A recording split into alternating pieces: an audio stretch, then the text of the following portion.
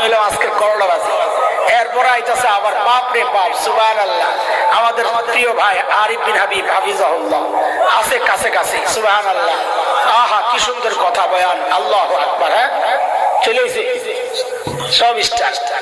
সব স্টারের মাঝখানে আজকে পড়ে গেছে একটা রোড মাস্টার। আল্লাহু আকবার। খেয়াল করে বিদআত কতটা ভয়ঙ্কর। এখন 2 নম্বরের সিরিয়াল কি? তাড়াতাড়ি কর।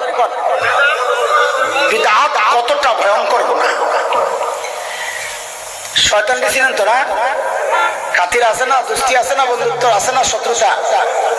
ইন্নাশ শাইতানা লাকুম আদুউন